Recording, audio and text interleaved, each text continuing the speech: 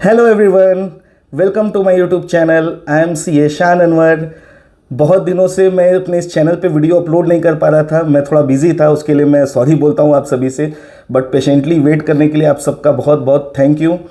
मेरे इस चैनल पे अब से वीडियोस रेगुलर आया करेंगी related to finance, taxation, income tax, ITR, GST और TDS। इससे रिलेटेड जितनी भी वीडियोस हैं वो सबसे पहले और सबसे सटीक तरीके से आपको इस चैनल पे मिलेंगी। तो मेरे इस चैनल को आप लोग सब लोग सब्सक्राइब कर लीजिए और बेल आइकन को प्रेस कर दीजिएगा। आज के इस वीडियो का टॉपिक है financial statements of non corporate entity. Actually मुझे बहुत दिनों से कुछ मैसेजेस आ रहे थे अकाउंटेंट्स के, मेरे प्रोफेशनल कोलिग्स के, कि ये जो फाइनेंशियल स्टेटमेंट हम लोग को बनाना है वो किस तरह से बनाना है, क्योंकि इस पे institute of chartered accountants of India ने गाइडेंस नोट एक इशू किया हुआ था। सिंस गाइडेंस नोट थोड़ा सा लेंदी है तो मैंने उस गाइडेंस नोट को पूरा गो थ्रू किया, पूरा पढ़ा और मैंने उस पर एक समरी बनाई हुई है, जिसको अगर आप देख लेते हैं तो बिलीव मी आपको वो पूरा गाइडेंस नोट अच्छे से समझ में आ जाएगा और आप फाइनेंशियल स्टेटमेंट ड्राफ्ट कर सकोगे। तो आइए बिना किसी देरी के शुरू करते हैं अपने इस वीडियो को। तो आइए स्क्रीन की तरफ देखते हैं कि गाइडेंस नोट हमारा क्या कहता है। सबसे पहले जून 2022 में आया था टेक्निकल गाइड, जो कि रिकमेंडेटरी था। अब अगस्त 2023 में आया हुआ है guidance note on financial statement issued by ICAI, जो कि मैंडेटरी है। क्या रीजन था गाइडेंस नोट को लाने का? Why guidance note? दो रीजन था, एक यूनिफॉर्मिटी, दूसरा कंपेरेबिलिटी। यूनिफॉर्मिटी इसलिए क्योंकि सारे प्रोफेशनल्स या अकाउंटेंट्स जो बैलेंस शीट बनाते थे, जो फाइनेंशियल स्टेटमेंट बनाते थे, वो अपने अपने फॉर्मेट के हिसाब से बनाते थे। वो भी एक्सेप्टेबल था, बट कहीं यूनिफॉर्मिटी नहीं थी उस फाइनेंशियल स्टेटमेंट की। तो जो यूजर ऑफ फाइनेंशियल स्टेटमेंट थे उनको समझने में थोड़ी कंफ्यूजन हो सकती थी। कंपेरेबिलिटी मींस अब जब भी आप फाइनेंशियल स्टेटमेंट ड्राफ्ट करेंगे तो आपको 2 ईयर्स की फिगर्स देनी पड़ेगी, current year and corresponding previous year की फिगर्स भी आपको रिपोर्ट करनी पड़ेगी फाइनेंशियल स्टेटमेंट में। क्या ये गाइडेंस नोट शेड्यूल 3 में जो बताया गया है उसी के अकॉर्डिंग ये है क्या? तो ऐसा नहीं है। शेड्यूल 3 का जो फॉर्मेट दिया गया है वो कंपनीज के ऊपर एप्लीकेबल है। उसमें एग्जॉस्टिव रिपोर्टिंग है, बहुत ज्यादा रिपोर्टिंग है। इस गाइडेंस नोट में रिपोर्टिंग कुछ कम है, जैसे कि रेशियो एनालिसिस, एजिंग एनालिसिस, ये सारी चीजें इस गाइडेंस नोट में मैंडेटरी नहीं है देने के लिए। ठीक है, ये सिर्फ कंपनीज के लिए शेड्यूल 3 में हम लोग देते थे। अब हम लोग सबसे पहले इस गाइडेंस नोट को जानने के लिए जानेंगे इन 3 टर्म्स को, non corporate entities, second term financial statement, फिर गाइडेंस नोट को, कि ये क्या कहता है। नॉन कॉर्पोरेट एंटिटी मींस, जो गाइडेंस नोट कहता है, means all business and profession other than LLP and company. इन दोनों को छोड़ के सारे कवर इसमें हो जाते हैं, जैसे कि sole proprietorship, HUF, partnership firm whether registered or not, AOP BOI, society, trust whether private public registered or not, statutory corporation, सारे इसमें कवर हो चुके हैं। LLP के लिए इंस्टीट्यूट ने एक अदर गाइडेंस नोट निकाला हुआ है, उसके फॉर्मेट उसमें दिए हुए हैं, आप वो देख सकते हैं। सेकेंड टर्म हमारा है फाइनेंशियल स्टेटमेंट। गाइडेंस नोट बोलता है कि फाइनेंशियल स्टेटमेंट में ये चीजें इंक्लूड होंगी: balance sheet, statement of profit loss, cash flow statements, notes, significant accounting policies. अब एक क्वेश्चन ये आता है कि ट्रस्ट या NPO के केस में तो statement of profit loss account बन नहीं सकता है, उस केस में क्या बनेगा? तो उस केस में आपको बनाना पड़ेगा statement of income and expenditure account. Formats यही रहेंगे, स्टेटमेंट ऑफ हेडिंग जो है statement of income and expenditure account की देनी होगी, और करस्पॉन्डिंगली जो चेंजेस आप कर सकते हो आप चेंज कर सकते हैं। और इस गाइडेंस नोट में रिसीट एंड पेमेंट अकाउंट की कोई भी फॉर्मेट नहीं दी गई है। तो जैसे हम लोग पहले बनाते थे ट्रस्ट NPO के केस में, वैसे ही उसको हम लोग फॉलो कर सकते हैं। सेकंड क्वेश्चन ये आता है कि क्या receipt and payment account banana mandatory है? तो जब फॉर्मेट ही नहीं दिया गया इस गाइडेंस नोट में तो मैंडेटरी की कोई ऑप्शन ही, मतलब कोई बात ही नहीं है कि मैंडेटरी है कि या नहीं। थर्ड टर्म है गाइडेंस नोट। अब ये सबसे बड़ी बात आती है कि गाइडेंस नोट मैंडेटरी किस पे है, बनाना है, फॉलो करना है, नहीं करना है तो किसको करना है। देखिए साहब, गाइडेंस नोट जो है वो मैंडेटरी है CAs इन प्रैक्टिस पे। जो ये वाला गाइडेंस नोट है ये मैंडेटरी है CAs इन प्रैक्टिस पे। जब भी कोई practising chartered accountant, mark my word, attest function करता है, वो अपनी ड्यूटी डिस्चार्ज करता है अटेस्ट फंक्शन के रूप में, तो उसको इस गाइडेंस नोट की कंप्लायंस को चेक करना मैंडेटरी है। ये गाइडेंस नोट असेसी क्लाइंट के ऊपर मैंडेटरी नहीं है। अब ये क्वेश्चन आता है कि there will be a dispute, कि क्लाइंट कहेगा कि हम फॉलो नहीं करेंगे क्योंकि इससे कॉस्ट बढ़ेगी। तो आपको क्या करना है कि आपको क्लाइंट को समझाना है कि ये गाइडेंस नोट को फॉलो करना मैंडेटरी है। भले ही हम लोग के ऊपर फॉलो करना मैंडेटरी है, लेकिन जब तक वो फॉर्मेट नहीं बनाएगा तो हम लोग उसको चेक नहीं कर सकते हैं।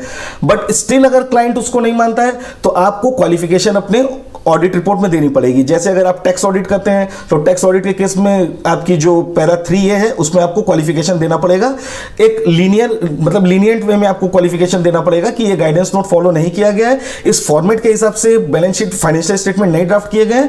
However non compliance of this guidance note does not amounts to any material misstatement, ऐसे करके आपको उसमें लिख करके पैराग्राफ देना पड़ेगा, जिससे कि किसी के ऊपर कोई प्रभाव नहीं पड़ने वाला है। अगर आप क्वालिफिकेशन नहीं देते हैं तो क्या होगा, then you will be held guilty under clause 9 of part 1 of second schedule of the chartered accountant act 1949। अब क्वेश्चन आता है कि पीरियड क्या होगा इस गाइडेंस नोट के लिए। तो गाइडेंस नोट में साफ साफ लिखा हुआ है कि statement covering period beginning on और आफ्टर 1 अप्रैल 2024, यानी फाइनेंशियल ईयर 2024-25 की जब आप बैलेंस शीट बनाएंगे तो आपको इस गाइडेंस नोट को फॉलो करना पड़ेगा। ठीक है। सेकंड एक क्वेश्चन माइंड में आता है कि सपोज आपके पास कोई क्लाइंट आता है, वो कहता है कि उसकी सपोज ऑडिट नहीं हो पाई, तो ऑडिट तो बाद में भी हो सकती है, with penalty without penalty, that's a separate thing. तो सपोज कोई क्लाइंट आता है, वो 2022-23 फाइनेंशियल ईयर की बैलेंस शीट आपसे बनवाने के लिए आता है आज 18 मई को। ठीक है। अब आप क्या करेंगे, क्या नए फॉर्मेट में आपको बनाना मैंडेटरी या पुराने फॉर्मेट में? तो देखिए ये वर्डिंग जो गाइडेंस नोट में यूज की गई है, statement covering period beginning on और आफ्टर 1/4/2024, यानी अगर आप 24-25 की बैलेंस शीट बना रहे हैं तो ही आपको न्यू फॉर्मेट में बनाना है। उसके पहले की बैलेंस शीट अगर आप चाहें तो बना सकते हैं, अदरवाइज कोई मैंडेटरी नहीं है। It means date of signing of financial statement से इसमें कोई भी लेना देना नहीं है। एक और क्वेश्चन आता है कि क्या गाइडेंस नोट में जो फॉर्मेट दिया गया है वो क्या हर केस में ही वो फॉलो करना पड़ेगा? तो ऐसा नहीं है। गाइडेंस नोट इटसेल्फ सेज कि अगर आपको कोई फॉर्मेट या प्रिंसिपल बताया गया है रेलेवेंट स्टैच्यू, रेगुलेटरी या अथॉरिटी के द्वारा, तो आप उसको फॉलो कर सकते हैं। जैसे कि जो ट्रस्ट है महाराष्ट्र में, महाराष्ट्र पब्लिक ट्रस्ट में जो रजिस्टर्ड है, उसके लिए महाराष्ट्र पब्लिक ट्रस्ट के फॉर्मेट्स को वहां के रूल्स में प्रिस्क्राइब किया गया, तो आपको वो फॉलो करना पड़ेगा। जो भी ऑटोनोमस बॉडीज है अंडर गवर्नमेंट ऑफ इंडिया, तो उसके लिए government of India ministry of finance ने जो फॉर्मेट दिया हुआ है वो उस हिसाब से बनाएंगी। जैसे दिल्ली में स्कूल्स हैं तो स्कूल के लिए स्पेसिफिक फॉर्मेट दिया गया डायरेक्टर जनरल ऑफ एजुकेशन के द्वारा, तो वो उस फॉर्मेट को ही फॉलो करेंगे। ऐसा नहीं कि हर केस में ही आपको ये गाइडेंस नोट फॉलो करना है। अगर किसी भी एक्ट में, किसी लॉ में, किसी रेगुलेटर के द्वारा कोई और फॉर्मेट अगर प्रिस्क्राइब किया गया तो आप उसको उस फॉर्मेट को ही फिर आप यूज करेंगे, इस फॉर्मेट को यूज नहीं करना है। अब इसमें कॉन्सेप्ट आया राउंडिंग ऑफ का। राउंडिंग ऑफ मींस क्या ये राउंडिंग ऑफ करना, आपको जो फिगर्स आप दे रहे हैं उसकी राउंडिंग ऑफ करना मैंडेटरी है? तो गाइडेंस नोट में वर्ड यूज किया गया मे। आप चाहें तो राउंडिंग ऑफ कर सकते हैं, चाहे तो ना भी कर सकते हैं। राउंड ऑफ करना होगा तो क्या करना होगा, आपको देखना पड़ेगा कि आपकी टोटल इनकम अगर 100 करोड़ या उससे लेस है तो आप नियरेस्ट 100,000 lakhs मिलियंस में उसको राउंड ऑफ करेंगे। एंड मोर देन 100 करोड़ से 100 करोड़ और मोर है अगर टोटल इनकम, तो नियरेस्ट लैक्स मिलियंस करोड़ में आप उसको करेंगे, राउंड ऑफ करेंगे। अब यहाँ पे क्वेश्चन आता है कि अगर आप 2 साल की बैलेंस शीट बना रहे हैं, सपोज इस साल आपको बनाना है 24-25 की बैलेंस शीट, लेकिन 23-24 में अगर आपकी जो टोटल इनकम थी वो थी सपोज 85 करोड़, 24-25 में इनकम हो गई है 120 करोड़। अब आप क्या करेंगे, 23-24 में तो लेस देन 100 करोड़ थी, तो आप 100 में भी बना सकते हैं, 1000 में भी बना सकते हैं, लेकिन 24-25 में तो लैक्स एंड मिलियंस में ही आपको बनाना पड़ेगा। तो आपको क्या करना पड़ेगा कि 24-25 का लैक्स में ही बनाना पड़ेगा, 23-24 आप अपने हिसाब से उसको लैक्स या मिलियंस में कन्वर्ट कर लीजिए उस हिसाब से, ताकि जो कंपैरेटिव ऑब्जेक्टिव है वो फुलफिल हो सके। उसके बाद गाइडेंस नोट में वर्ड लिखा हुआ है कि यूनिट ऑफ मेजरमेंट अगर आप एक बार यूज करते हैं तो उसको यूनिफॉर्मली आपको आगे के सालों में भी, सब्सिक्वेंट ईयर्स में उसको फॉलो करना पड़ेगा। जैसे कि अगर आप रिपोर्टिंग यूएसडी में कर रहे हैं, आईएनआर में कर रहे हैं, तो उसी हिसाब से करना है। ऐसा नहीं कि कुछ फिगर्स यूएसडी में किए, कुछ आईएनआर में किए। अगर अलग अलग जगह आप कर रहे हैं तो एप्रोप्रिएट डिस्क्लोजर आपको फाइनेंशियल स्टेटमेंट में देने पड़ेंगे। उसके बाद एक पॉइंट आता है कि फर्स्ट फाइनेंशियल स्टेटमेंट जब भी आप बनाएंगे after incorporation of that entity, तो उस केस में आपको सिर्फ 1 साल की ही बैलेंस शीट देनी है। लेकिन अदर देन जो फर्स्ट है, जो सब्सिक्वेंट ईयर में जितने भी फाइनेंशियल स्टेटमेंट बनेंगे, तो आपको कंपैरेटिव यानी 2 साल की फिगर्स भरनी मैंडेटरी है। ये देखिए, ये सबसे इंपॉर्टेंट पॉइंट है। ये जो पॉइंट है, ये मान के चलिए, ये हम लोगों के लिए एक ब्रह्मास्त्र के तौर पे यूज हो सकता है।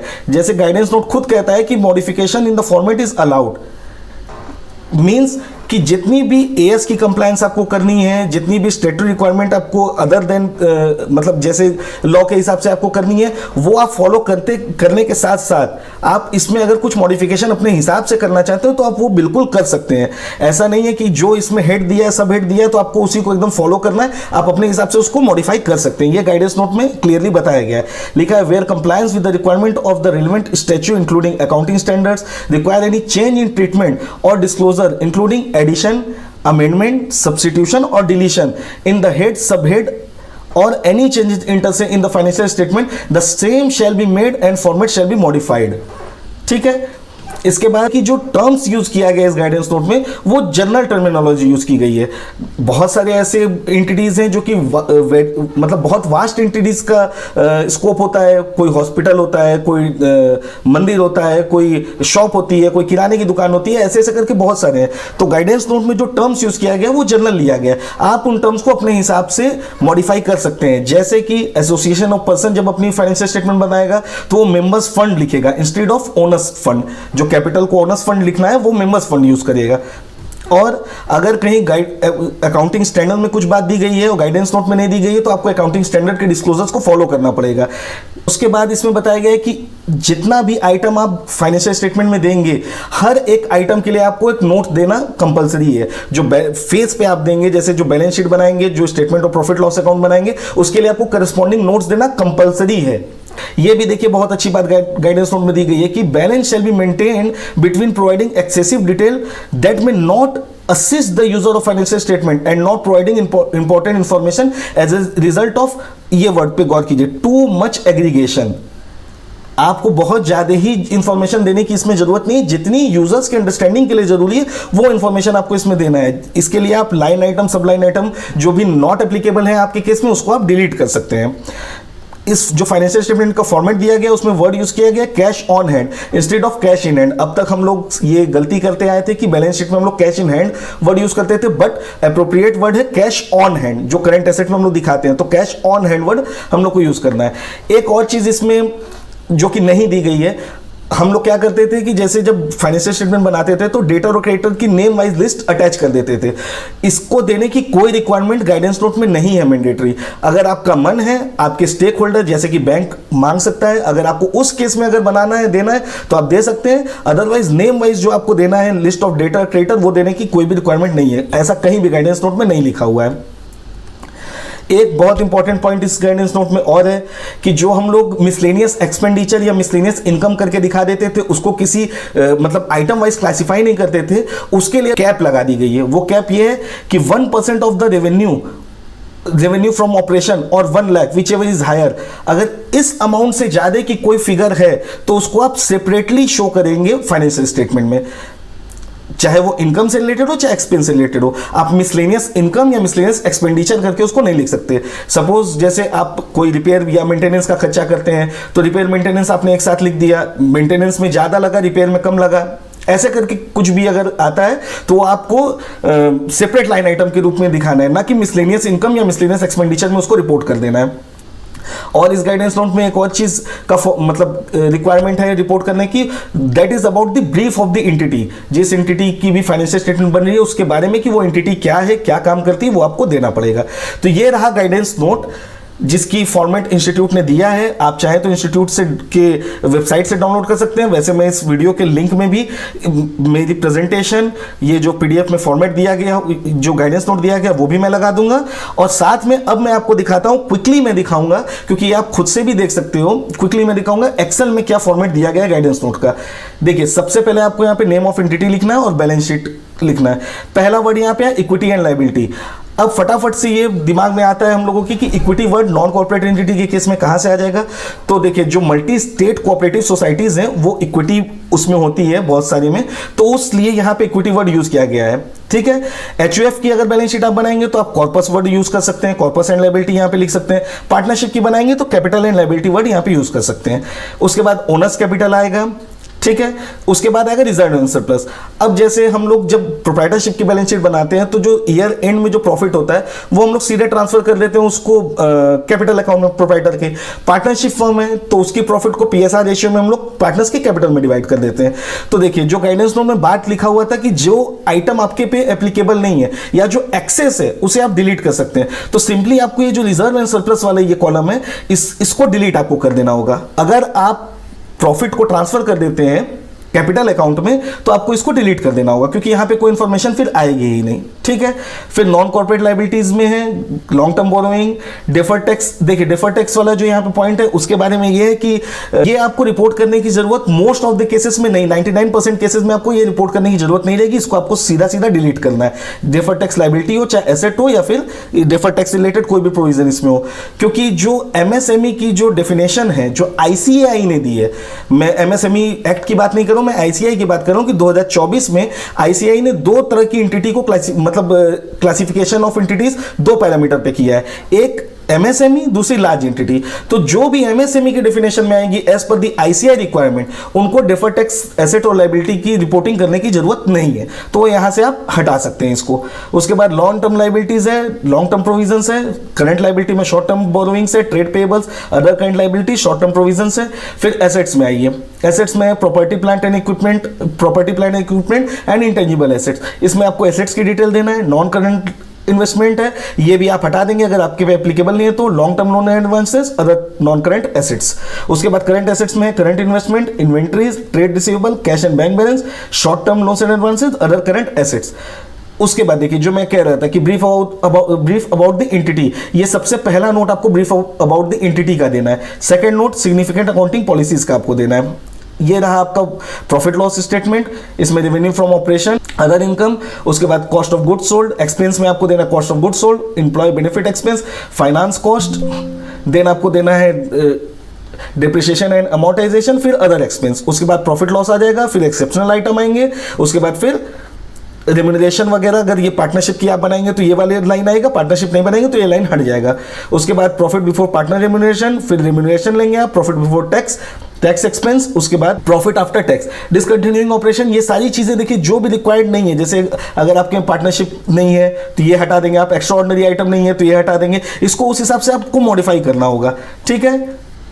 उसके बाद ये नोट्स है, इसमें देखिए यहाँ पे जो पहला नोट है वो मैंने बता दिया, सिग्निफिकेंट अकाउंटिंग पॉलिसी मैंने बता दी, ये कैपिटल अकाउंट है। इसमें प्रोप्राइटरशिप का अगर आप बना रहे हैं तो यहाँ प्रोप्राइटर रहेगा, शेयर एंड प्रॉफिट लॉस ये कॉलम देना है तो 100% आप दे सकते हैं, या इस कॉलम को आप हटा भी सकते हैं चाहे तो।